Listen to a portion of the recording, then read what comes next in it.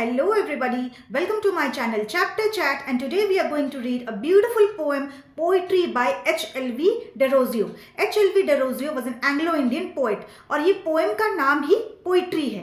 So what is this about? So first let me tell you something about the author. Henry Louis Vivant Derozio. This is his full name, and he was born on 18th April 1809 and he died on 26th December 1831.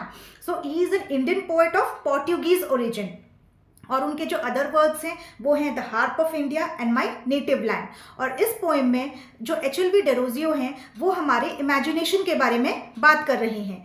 Poet बोल रहे हैं कि हमारी imagination कितनी wide है, कितनी fast है और कितनी अच्छी है. This is a 14 line poems and the rhyme scheme is AB AB CD CD EE FF and GG.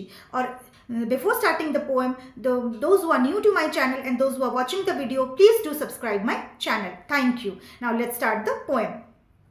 Sweet madness when the youthful brain is seized. So poet here wants to tell sweet madness when the youthful brain is seized. तो हमारा brain जब youthful होता है और हमारा brain जब young होता है उसकी कोई बाउंडेशंस नहीं होती. The brain can and think of anything. हमारी इमेजिनेशन जो होती है वो जब यंग होती है वो बहुत ज़्यादा अच्छी होती है और लिमिटलेस होती है. We can think of anything.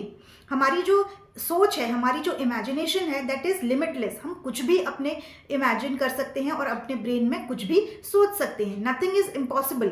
वो काम फिजिकली हमें डिफ़िकल्ट लग रहा होगा करने के लिए, बट मेंटली और हमारे इमेजिनेशन में वो काम बहुत ईजी होता है और हम वो कुछ भी अचीव कर सकते हैं through our imagination. So let's see. With that delicious frenzy which is love which it loves. So when the mind is thinking, it is limitless. हमारे माइंड में हम जो इमेजिन कर रही हैं उसकी कोई लिमिट है? No, that is limitless. We can think of anything. जो हमें for example if we want to achieve 99% in our examination, वो हमें लग रहा है कि मैं कर पाऊंगा नहीं कर पाऊंगा, हम ये सोचते हैं. बट आवर माइंड में अगर हम सोच ले तो वो हमने माइंड में अचीव कर लिया है. माइंड तो नहीं बोल रहा है कि तुम अचीव नहीं कर सकते. वो अगर हमें हमारे माइंड में हम कुछ भी अचीव कर सकते हैं और कुछ भी हम सोच सकते हैं. तो पोइट ये कहना चाहते हैं कि हमारे सोचने में कोई लिमिट नहीं है, कोई रुकावट नहीं है, कोई बंदिश नहीं है. We can imagine anything.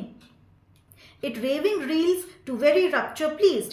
सो हम अपने माइंड में कुछ भी अचीव कर सकते हैं. We can climb mount Everest in our imagination. हमारी इमेजिनेशन की कोई बाउंडेशन नहीं होती है. अगर हम सोच रहे हैं हमारा माइंड अभी यहाँ पे हमारे रूम में बैठा है, हमारा माइंड अभी जाके कश्मीर की जो वादियाँ होती हैं वहाँ पे भी घूम रहा है, और जाके माउंट एवरेस्ट पे भी हम अगर अपने माइंड में सोचें तो हम माउंट एवरेस्ट पे भी चढ़ सकते हैं और वो पॉइंट पे हम जाके खड़े हैं. हम वो सोच रहे हैं अपने माइंड में. तो mind is like a beautiful field when we can see anything. हम अपने माइंड में कुछ भी देख सकते हैं और कुछ भी सोच सकते हैं. This is the beauty of our imagination. And then through all creations vividly roves, now in the deep recesses of the sea. So there is no control on imagination. The poet wants to say here that there is no control in our imagination. Emotion is deep inside the sea. In 1 second we can be in the depth of the sea, and now to highest Himalayas it mounts, on the next second we can be on the top of a Himalaya. एक पल में हम समंदर की गहराई में भी जा सकते हैं और दूसरे पल हम अब जाके हिमालय की चोटी पर भी बैठ सकते हैं. हमारा माइंड इतना फास्ट है और हमारा इमेजिनेशन इतना अच्छा है. Now by the fragrant shores of Araby. So our mind can go to the shores of Araby. वो उस शोर्स में भी जा सकता है जहाँ पे ब्यूटीफुल वैलीज हैं और वहाँ पे बहुत खूबसूरत फूल होते हैं. और क्लासिक ग्रीस और sweet इटालीज flounce.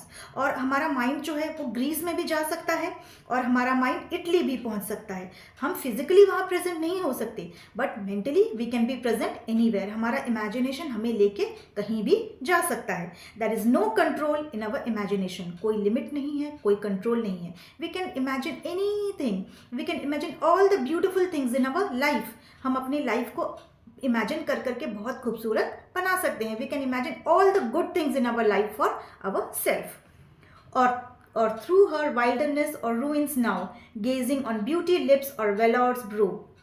So the poet wants to say our mind is youthful and full of ideas. जो हमारा माइंड है that is full of new ideas, और हमारी इमेजिनेशन इतनी वास्ट है that we can go anywhere. Gazing on beauty lips means thinking our mind, अगर हम सोचें तो we can think about the beautiful lips of a girl. जो जैसे जैसे कि किसी की गर्लफ्रेंड है, किसी का जो ये है बॉयफ्रेंड है, तो हम वो किस के बारे में भी सोच सकते हैं.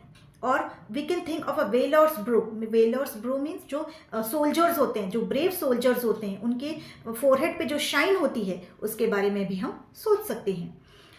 और revelry, the nightingale and dove. The nightingale and bird are two birds, they sing very beautifully.